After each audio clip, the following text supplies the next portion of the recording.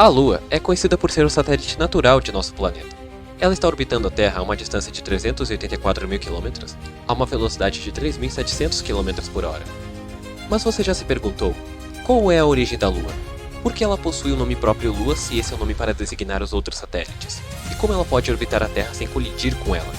Todas essas perguntas serão respondidas no vídeo de hoje.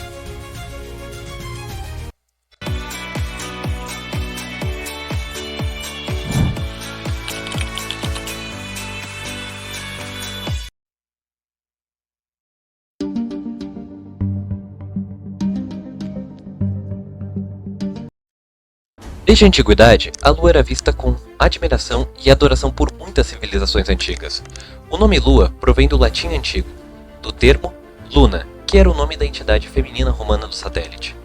Porém, mais tarde, esse termo seria usado para designar os grupos de satélites naturais em geral.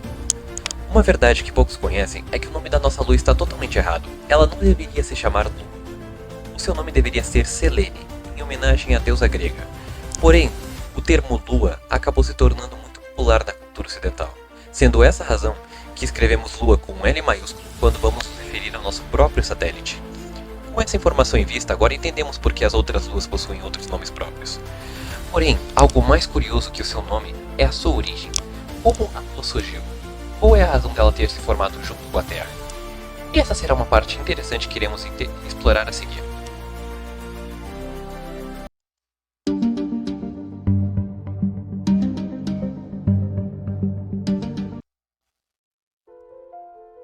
A origem da Lua é algo incerto, pois não sabemos exatamente como ela surgiu.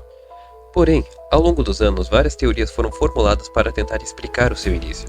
Eu irei citar as principais teorias mais aceitas atualmente. Podemos começar pela teoria da grande colisão, que aposto que algum de vocês já ouviram falar dela. Basicamente, ela diz que há 4,4 bilhões de anos atrás, um planeta semelhante ao tamanho de Marte, chamado Theia, teria sido fortemente atraído pela força gravitacional do planeta Terra, que ocasionou uma enorme colisão entre os dois. A força do impacto entre os planetas teria sido tanta que o planeta Theia foi totalmente desintegrado.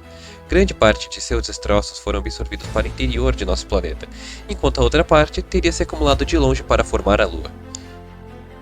Essa é uma das melhores teorias que temos para explicar certas semelhanças entre a Lua e a Terra, como por exemplo a sua composição. Existe grandes quantidades de ferro na superfície da Lua até seu núcleo, assim como a Terra. Porém, isso não é certeza do que realmente pode ser isso. Além disso, em 2017, a revista Science Nature propôs a teoria das múltiplas colisões. Ela explica que a Lua surgiu a partir de microcolisões de meteoros em nosso planeta, e a partir dos destroços jogados para fora de nossa atmosfera, a Lua teria sido formada lentamente.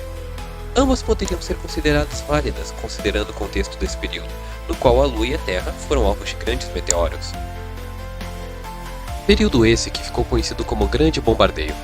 Mas o grande problema nisso tudo é que não existe uma teoria definitiva para provar qual é a real origem da Lua, pois não temos registros a respeito de como foi realmente essa história.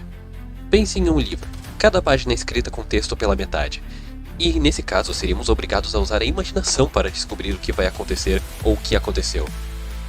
Mas o lado bom nisso é que é um ótimo exercício especulativo para tentar desvendarmos a origem do nosso brilhante e belo satélite.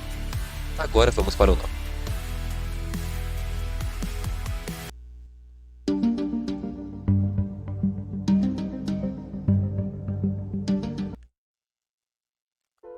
São chamadas de fases da Lua as diferentes formas que a Lua assume devido às suas mudanças de posição em relação à Terra e o Sol.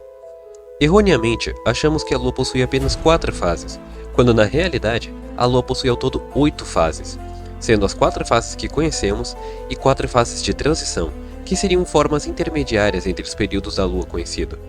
Por exemplo, entre os períodos da Lua cheia até a Lua crescente, temos os 2 períodos de crescente gibosa e quarto crescente, quando a Lua está na metade. Da Lua minguante para frente, temos a quarta minguante e a minguante gibosa. Nomes complexos, não? Para se lembrar. Mas, ao todo eles levam 28 dias para acontecerem, que é o tempo que a Lua leva para dar uma volta ao redor da Terra. Aproveitando, uma curiosidade. O fato da Lua brilhar intensamente com a reflexão da luz solar se deve ao seu material na superfície, chamado regolito. Ele é um material de fragmentação que podemos encontrar não somente na Lua, mas em outros planetas e corpos celestes. Agora vamos para as curiosidades.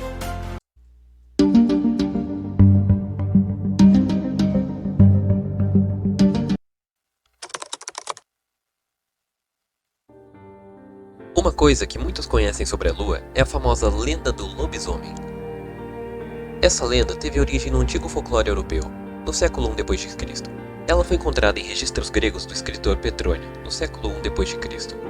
Essa lenda basicamente diz que um homem, ao ser mordido por um lobo, recebeu uma terrível maldição, que durante noites de lua cheia, ele seria transformado em uma criatura metade lobo e metade homem, com uma aparência assustadora e força sobre-humana. Com a expansão do Império Romano, essa lenda acabou se difundindo para fora da Europa e para outros lugares, como Ásia e África. Com o tempo, no século XVI, sua popularidade ficou ainda mais alta que esse folclore acabou se instalando em outras culturas. Temos até uma versão brasileira dessa lenda.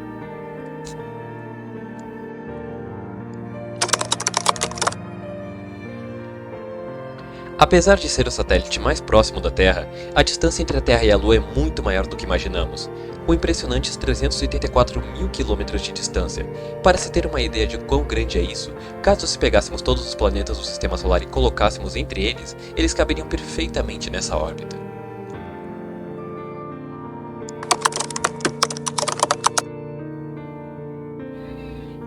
Em julho de 1969, a NASA lançou a missão Apollo 11 em direção à Lua. Essa viagem histórica contou com uma grande equipe de astronautas, Neil Armstrong, Michael Collins e Buzz Aldrin. Mas, o que poucos sabem é que ela não foi a única e nem a primeira missão que a NASA lançou, pois tivemos várias outras missões da Apollo 11 em direção à Lua. A mais famosa e última conhecida delas foi a missão da Apollo 17, que ocorreu no final de 72. Essa missão contou com uma nova equipe de astronautas e teve explorações em maiores escalas no solo lunar. Ao final dessa expedição, eles coletaram mais de 110 kg de material lunar, o que seria muito importante para descobertas posteriores sobre o solo da Lua. Essas amostras foram essenciais para comprovar que, no passado, milhões de anos atrás, todas essas manchas pretas que vemos na Lua já foram grandes e vastos oceanos de lava. Uma descoberta impressionante para se estudar de perto o passado da Lua.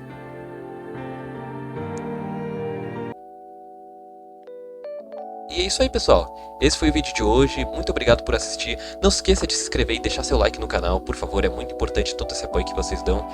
E galera, sinto muito pelo atraso que teve esse vídeo, um mês de diferença. Mas estarei produzindo novos vídeos na próxima semana. Obrigado.